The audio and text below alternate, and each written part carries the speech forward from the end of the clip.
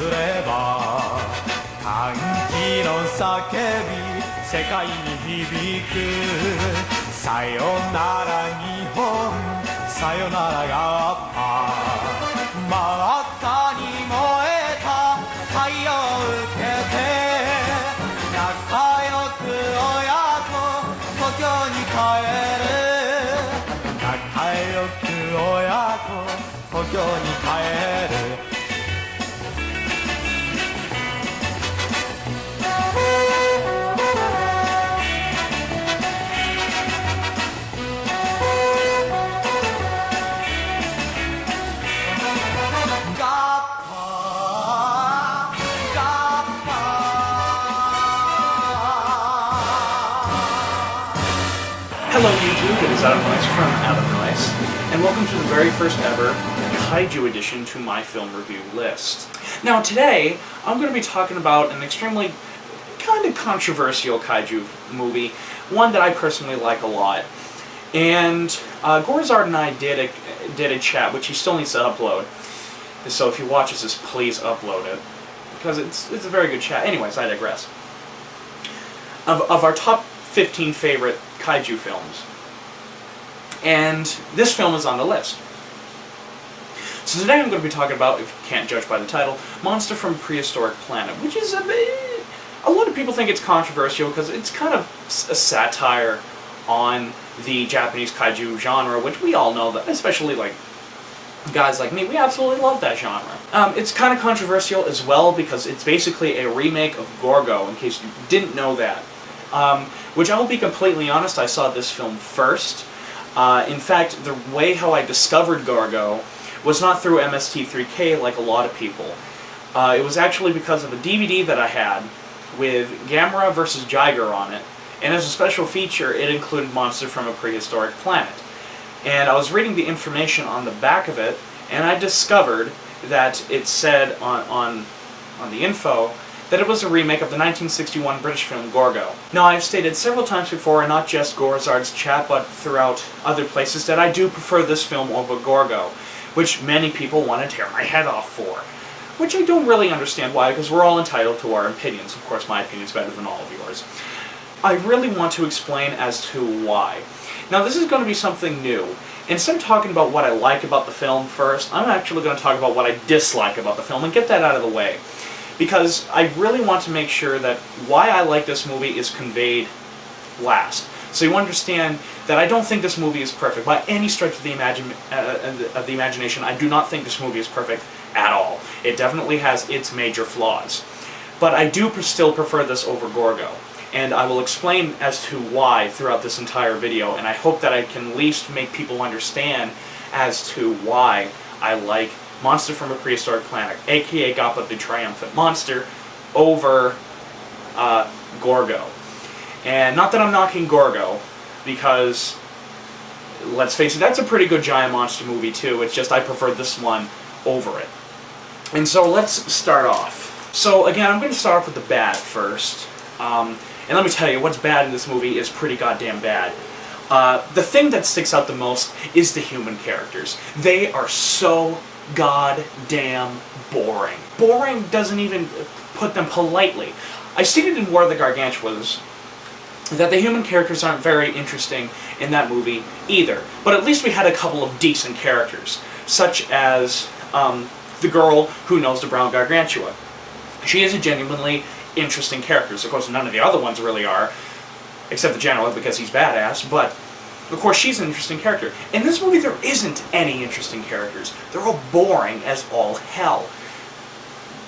And it's too bad, too, because this film has such an interesting plot that the characters just kind of drag you down. With all the scenes of the human characters on there, they're clearly just there to sort of keep the plot moving. They're not there because they're important, they're there just to keep the plot moving. And that's definitely a freaking downfall. This film is so racist. Not racist. Yeah, actually it is racist. Because they have a bunch of Japanese people painted up like black people, which of course they could get away with back then, but now they couldn't get away with that at all, or else they have like organizations like the NAACP crawling up their asses. So, it becomes racist. Extremely racist, especially the little kid. He's like, Goppa's angry. Boy, did that kid annoy me. That kid annoyed the living shit out of me. And you can definitely tell he's a Japanese kid painted black. Whatever. Again, I could kind of look past that. But something that I couldn't look past was how they treated the female lead in this film. Oh my god. That reporter hates her guts. Except they kind of fall in love by the ending, which I don't understand why she could even have a crush on that dick. Because throughout the entire thing, she says that women are stupid, and you know, it's not even like Jack Driscoll from the original King Kong kind of sexism. No, it's like flat out, you know, all women should do, they should just stay home, make babies, and change diapers. And cook. And I'm like, what the fuck, okay? A lot of kaiju films from this era really sort of embrace the idea that women can be rather significant characters. And for lack of a better, Ishiro Honda did this quite well. In several films, women actually carried a huge bulk of the human character's side. And that's what made those movies so good. You know, is that he gave these huge weight for all the women. Even the Jun Fukuda Godzilla films, or his films, had women being like the really strong characters that to put up the fight. They're not like the mentalists like in the Ishiro Honda films, but they are physically strong. And in this movie, it just keeps pushing her down, and pushing her down, and pushing her down, over and over and over again, and it gets so goddamn annoying. And you can definitely tell that this was made in the 60s. You know, you could have given her some sort of a really good character. You could have made her, you know, the person to communicate along with the child, with the baby Gappa. That would have been great. That would have been wonderful. But no, she's there for the reporter and the other main characters to just shit on and say extremely sexist stuff. Now, again, I don't know if that was meant to be a joke or not, but whatever it is, I couldn't tell what it is, so therefore I'm going to say it's a bad thing. They just shit all over her. They just take a giant dump all over her face, and even that's putting it politely. Seriously, if you haven't watched this movie, that is one of the things that always pops out in it, is just how goddamn sexist this film is. Okay? That is my biggest problem with the characters. Now, all the other characters are kind of... There's no doubt in my mind that they are complete boring stock characters. There's no 3D element about them. They're all extremely boring. You just want to see the giant monsters destroy shit whenever they walk on screen. I want characters that I kind of relate to, or characters that I understand, or, you know, interesting goddamn characters. Anything is better than the human characters that we get in this goddamn film. Okay? They're ridiculously boring. Like you want to fall asleep watching the human characters on this film.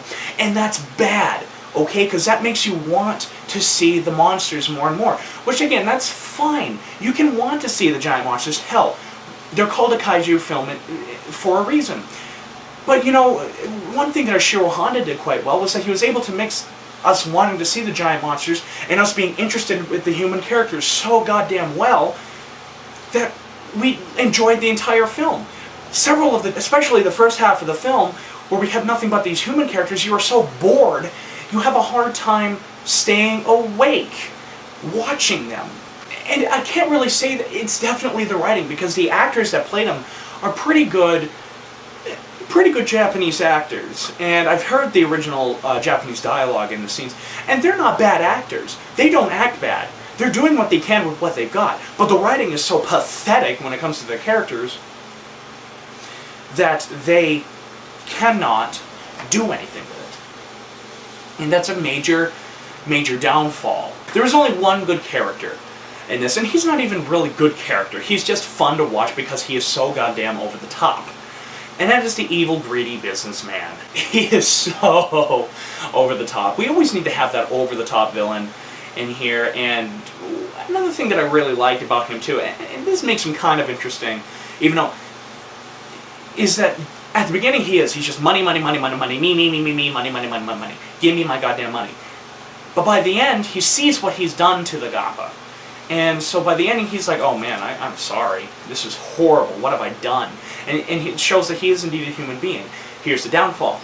That has been done a million times in giant monster movies before. And again, I know this is supposed to be a satire, but Jesus goddamn Christ, you couldn't have done something original with him? So again, he's the only good kind of character that you can kind of enjoy watching in the film, and like, especially in the dub version. His voice in the dub version is perfect. But other than that, everyone is so boring. There is this one scene, just to show how convoluted the characters are in this film, where they're discussing what's going to happen to the baby Gappa. And the scientist goes, I don't think it should be made public, because we need to study the creature. And the reporter goes, oh, I know what you want to do. This is your chance to become famous. Well, fucking duh. And this is in both versions. The reporter is basically attacking the scientist for wanting to do what a scientist is supposed to do, and that is discover and play around with a new life form. So what's the problem with that? Does he want to become famous? Yeah, sure, why? Most scientists want to be known in the history books for finding the cure for something or discovering a new species, and that's clearly what this doctor's doing. There's nothing wrong with that at all. Why the hell is the reporter attacking him for this? You could argue because he wants to release the information, but therefore he becomes famous because he's the guy doing the reporting, because he is the reporter. So that just makes him a hypocrite all the way around. And he's the main character. That's the unfortunate thing. He is the main human character, and he's a goddamn hypocrite the entire way around. So you don't like him. In fact, you're almost disgusted with him, and I'm not sure if that's what the writers were going for, but because I don't know, I'm going to have to put that as a bad thing, because usually if they do that, you know that they're supposed to be despicable. And on this, you can't tell if he's despicable or not. So I'm going to have to put that, again, as a bad thing. Okay? You can't just do that. You gotta give your character reason. You gotta let us know if this guy's supposed to be a bad thing. Now, you can't just shove it in our face, but you need to throw hints. This movie just makes him a completely whack job, and a complete hypocrite, and a sexist jerk. Oh my god, this is like one of the worst main characters ever. Ever. And not in a good way either. You could be like Dr. Frankenstein from the Hammer series and be completely despicable, but yet we still love you at the same time because Peter Cushing does a great performance. That's a good example of a despicable main character. And on this, he's just boring. He's just boring, he's sexist, he's racist, he's a jerk, he's a hypocrite, he's everything that we don't want. And I don't think the writers intended on doing that. So, again, the human characters are fucking atrocious in this film. Horrible. Now, the other bad thing that I need to say about this movie is the music. Oh my god, I thought the music in the X from Outer Space was crazy.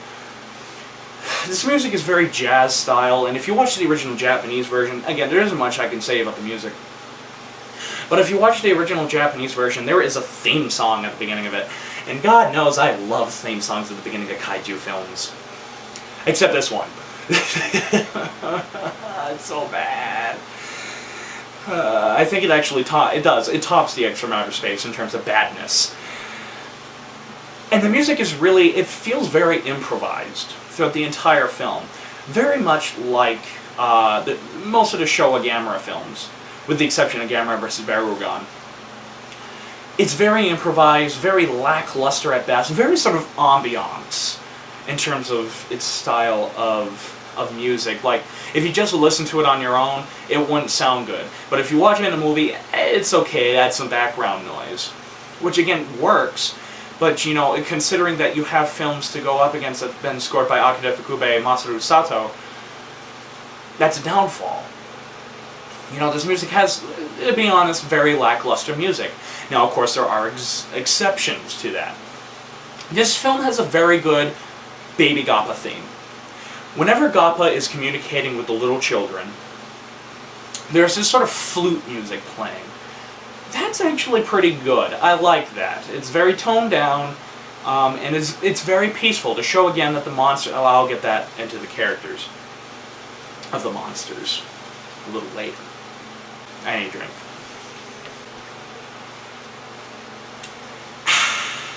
But the Baby Gappa's theme is really good, and I have to say the song that plays in the Japanese version when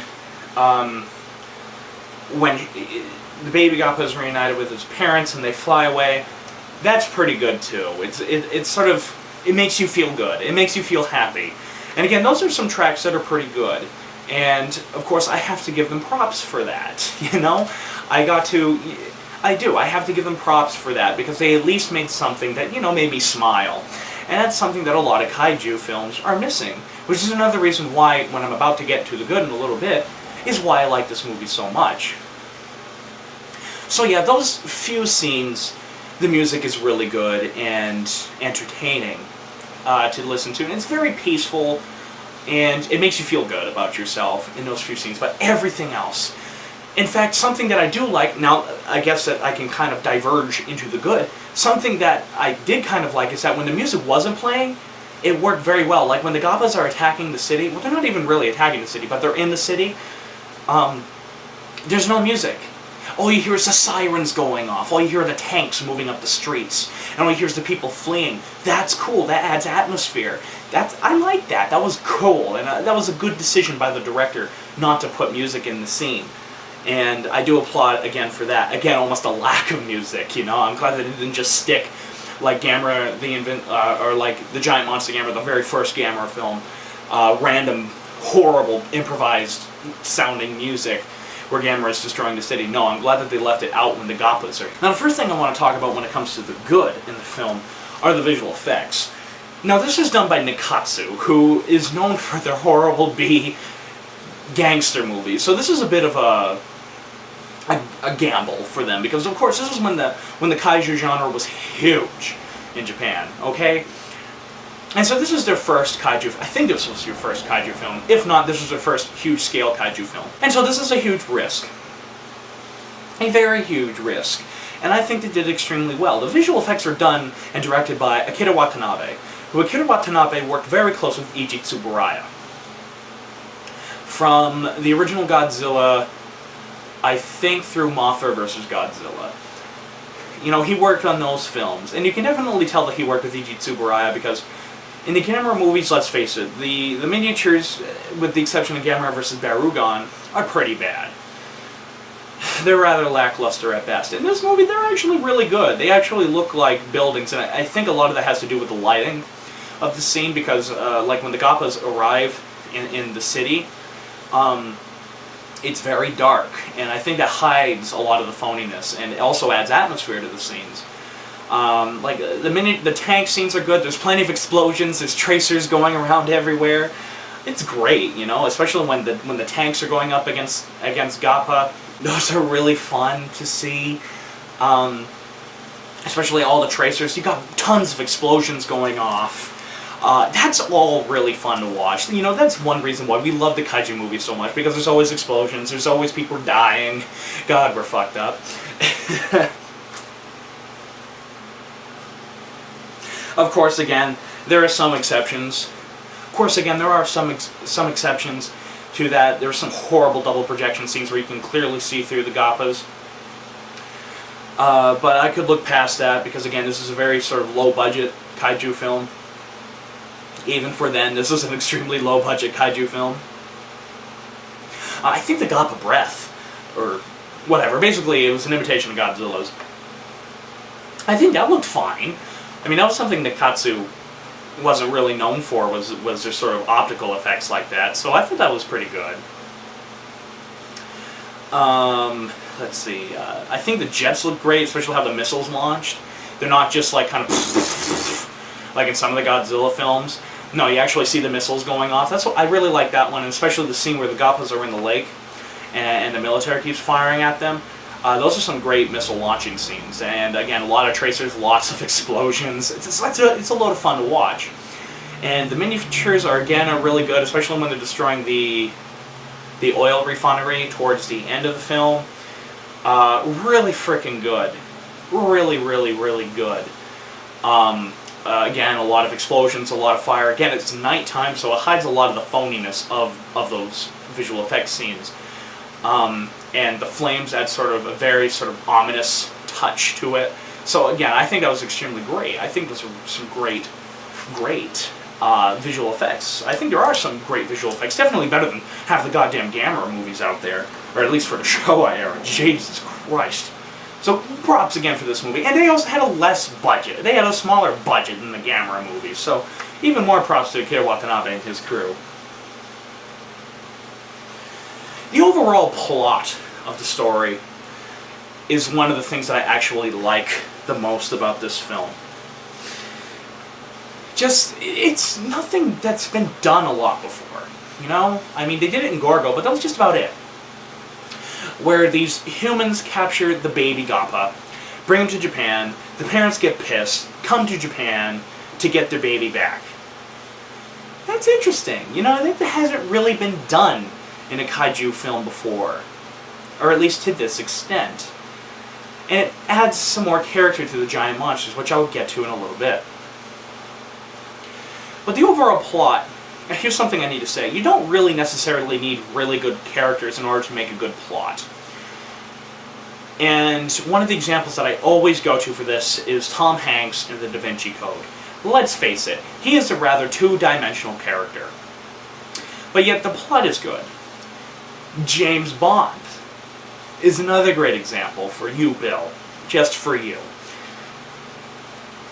James Bond is a 2D character. He's got his arcs. He doesn't have any arcs. He's just James Bond.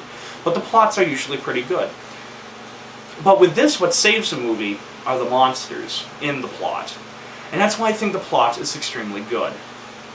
Or overall, pretty good. And I actually think it's more personal than Gorgo. Because of... well, I'll get that when I get to the giant monsters. But I think the plot is pretty decent. I think it's something new for a kaiju film, and I think they did very good with what they had. Especially when we first see when the Gappa monsters arrive. When we finally get them, that's when the plot gets good. And I'm not just saying that because that's when we see the giant monsters. I'm saying that because that's literally when the plot gets good. That is literally when the plot truly starts. Oh my god. The action scenes are really good. Something that I really like is when the Japanese military don't just throw like 3 tanks up against them. You know, in King Kong vs. Godzilla, it was kind of pathetic. The Japanese military did almost nothing against Godzilla. Of course, that was rectified in Mothra vs. Godzilla, where they put everything into him. But in this movie, what I like is that, and again, a lot of this had to do with the extremely low budget of the film, is that the Japanese do put a lot into the monsters. We have 2 great battle scenes with the tanks. A lot of tanks. There aren't just like 3 tanks, there's like 50 of them just sitting there in the main street firing at Gappa, at the 2 Gappas. And then, of course, they try to go away, and then they get attacked by jets.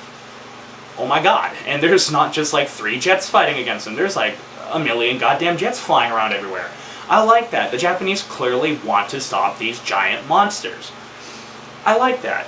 And then all of a sudden, the scene after, what we can't see, and I think this has to do with the low budget, they explain that they've tried everything against the Gappas and nothing's really stopping them. They've tried poison gas, they've tried all this, they've tried all that, and it hasn't worked against them.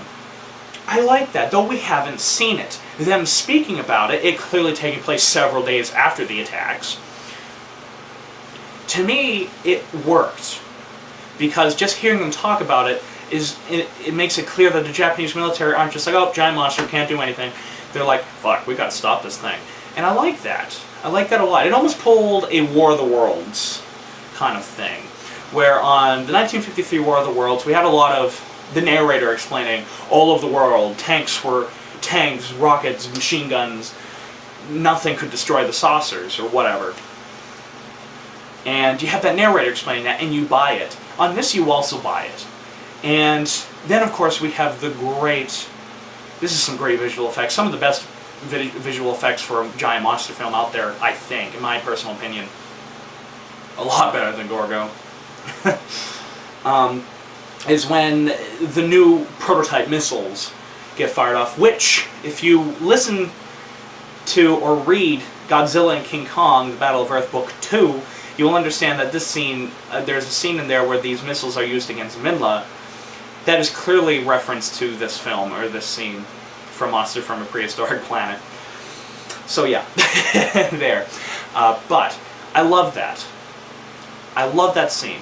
Lots of explosions, lots of movement going around, so your eye is always on the camera, not just like, not like shaky cam wise, but the monsters are moving, there's tracers flying around everywhere. It's very much like Destroy All Monsters during that battle scene where Godzilla, Manda, Mothra, and Rodan are destroying Tokyo. That's an extremely good scene. I think they did a great job. Akira Watanabe and his crew did an amazing job on this film for that action scene. And it's very good and it's very entertaining. Now here comes the big part of why I like this movie a hell of a lot more than Gorgo. The monsters. Where do I start? I guess I'll start with the design. Something that I like about this film right off the back is that you're supposed to sympathize with these monsters. In Gorgo, you're supposed to sympathize with those monsters as well. But I think the design of the monster failed in Gorgo, because I don't see a sympathetic monster there at all. Not even the baby. I see a giant monster that just wants to destroy stuff. I don't get a sympathetic monster out of that at all. Even when they're just walking out into the sea, you know, they just kind of see the baby, okay, come on, Jesus Christ, and just walk out into the sea. What I like about this film is that they have a lot of expressions built into the suit. And I guess I could have gone into the visual effects, but I really wanted to bring it up for the Gappa monsters. There's a lot of good stuff in terms of their facial expressions and how expressive their eyes are in this film. Because when you look into the monsters walking around the cities, trying to find their son, I don't get a sense that these are giant monsters here to destroy shit for the sake of destroying shit, because that's what giant monsters are supposed to do. I got a sense that they were trying to find something that they love very dear, which is something that is unique and interesting and what makes me love the kaiju genre in general. Another thing is, these monsters, yeah, sure, they look ugly, but they're not so ugly that you can't be like, ugh, oh my god, how can I relate to that at all? No, they're not. They still got the overall shape of like definitely a man in a suit, which is a good thing, but you can't help but kind of root for them throughout the thing, and that's something that I was completely missing from Gorgo. Is, unlike in that film, in Monster from a Prehistoric Planet, I was rooting for the parent Gappas. And that also goes to just... Okay, let me talk about something else. In Gorgo, Gorgo is clearly destroying the city, and is just walking through buildings and doing this and that. Something I really, really liked, and this is done on purpose, on Monster from a Prehistoric Planet, is that the monsters aren't here, the two Gappas, are not here to just destroy shit because they're giant monsters. They're here because they're simply trying to find the thing that they love. They're trying to find their son or daughter, or whatever the hell that Gappa thing is, or the baby Gappa is. They're just trying to find their son. And when they come up to the city, what I liked about it is that, sure, they walked through a couple of buildings, but it didn't seem like they were doing it because they wanted to kill people, like I got out of Gorgo. I felt like they were doing it because they had no choice. There was a building there, they've got to walk through it. Kind of like how a person walked through the woods. If there's a tree in the way, you got to push it out of the way. And what I liked was that the monsters didn't really attack or go after the people, like Gorgo did. The monsters only retaliated when the military did shit. When the tanks started firing. Actually, what I like is that they were looking at all the tanks moving around. They clearly saw the tanks moving towards them, and they didn't attack them right off before they even could start firing. I liked that. I liked how there was a lot of close-up on the Gappa's face, of them sort of looking around, and there was a lot of expressions going on in the suits' eyes, just with the eyes. It's sort of, they were like, what the fuck? What the fuck are these things?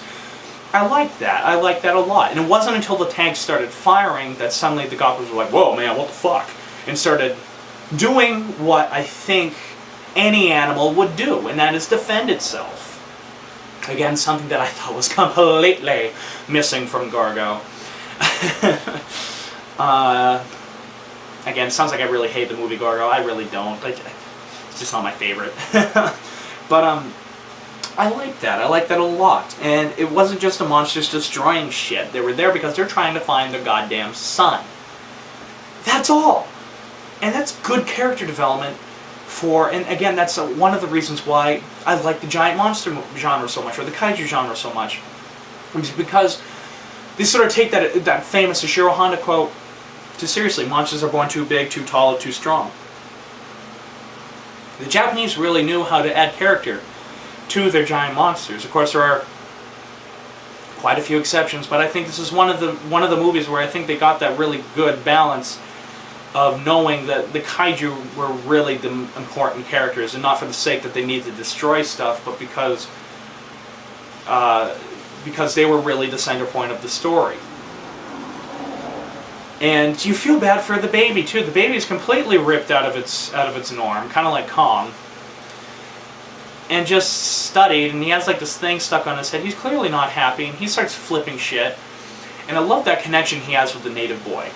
Normally I'd complain about this, but what I liked a lot about it was that, yeah, there was some talk, like the kid going Gappa, but a lot of it, what I really liked was that it was just the monster, or the baby Gappa looking down at the kid, and then the kid looking up at him. It was all done through eyes and facial expressions, and also the baby Gappa liked the girl too. It was done the same with her. I like that. This is one of the few times where there were a couple double projection scenes, again, a testament to the visual effects, where I didn't feel like it was just a man in a rubber lizard suit in front, or double projected in the scene. I felt like there were actually two entities there coexisting, and I like that interaction. Another thing that I think that makes the baby Gappa, especially, all the more interesting as a character. The baby just wants to be found. It wants to live a normal Gappa life. I know that sounds really bad or really weird, but that's what it wants. It wants to live a normal Gappa life. And it can't because it's being studied by science. Science!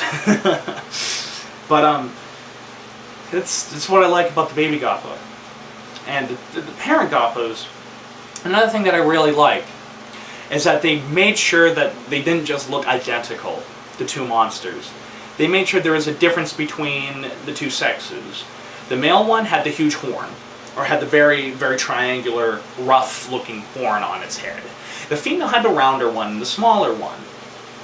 I like that. To me, that just showed how much the suit makers sort of went into detail, wanting to make sure that we didn't just have two of the same identical monsters.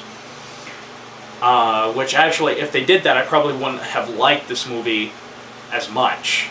They made sure that they had some significant differences with the two adult Gappas, but yet they still looked close enough alike where you could tell they were of the same species. I like that a lot. I thought that was, again, some great. I should have put that in the visual effects aspect about it, but I put it in the character thing as well, because there's definitely a difference with how they act. I also love how it took me a while, but this last viewing of it, I noticed that the male Gappa would often sort of push the female kind of out of the way, and then take several shots, and then blow up a couple of jets. I noticed that a lot during the jet sequence. And what I liked about that is that it showed that these two monsters cared about each other. Of course, they couldn't do that in Gorgo because there's only one adult Gorgo. That's one thing that I really liked about this movie, is that there's two adult Gappas. And I like how it sort of added this relationship between all three of them, really. And to me, that's what makes this movie so good, is that the characters are really the giant monsters. Kind of like War of the Gargantuas. Actually, exactly like War of the Gargantuas. War of the Gargantuas, the two characters are Sonda and Gyra. In this movie, it's definitely all three of the Gappas. And probably my favorite scene that just embodies why I like this movie is when the cute, adorable baby Gappa, and it is adorable, is reunited with its parents. It's so cute. And again, that flute music, or that sort of peaceful music, I think just adds a lot to it. I love how all three of them just kind of embrace, and you really realize that these aren't just men in suits. You know, they actually felt like there was some heart and soul put into this film, which I liked. Which one of the statements of this film is that family is the most important thing that you could ever have in your life. And this film definitely shows it. And I love that. You see, that was something that was missing from Gorgo. When Mama Gorgo and Baby Gorgo were reunited, they just walked down to the ocean, nothing really said. On this movie, it's a big goddamn deal. You can just tell by the lighting on especially the male Gappa's face that he's so happy that he's got his son back.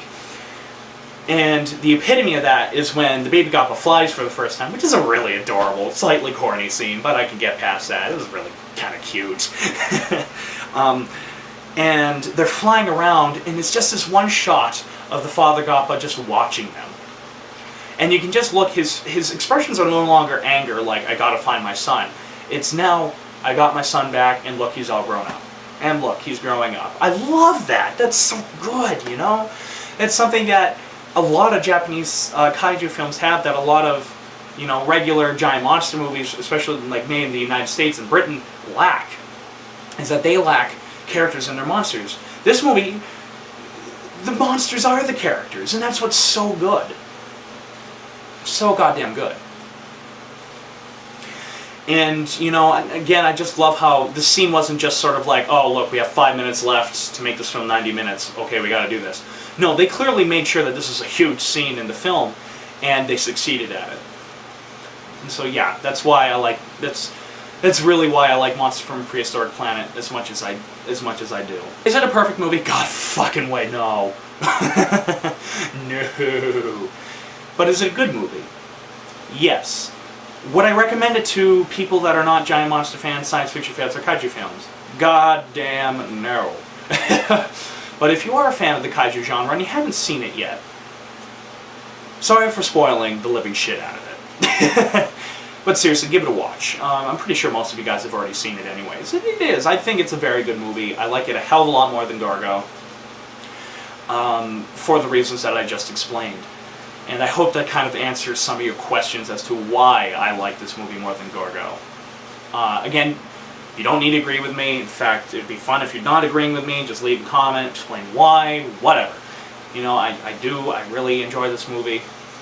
It's a very nostalgic movie, too. I remember, like, 6th, 7th, and 8th grade, whenever I was sick, I'd watch either this film or Yongari, Monster from the Deep. It was either Monster from Prehistoric Planet or Yongari, Monster from the Deep. It was one or the other. So yeah, I find this movie very entertaining. I give it nothing to be ashamed of 3 out of 4, and the reason why it gets 3 out of 4 is because the monsters are so interesting, and that's what I was looking for. The 3 monsters, the 3 Gappas, are definitely the saving grace of this beautiful movie. So make sure to give it a watch. Monster from a Prehistoric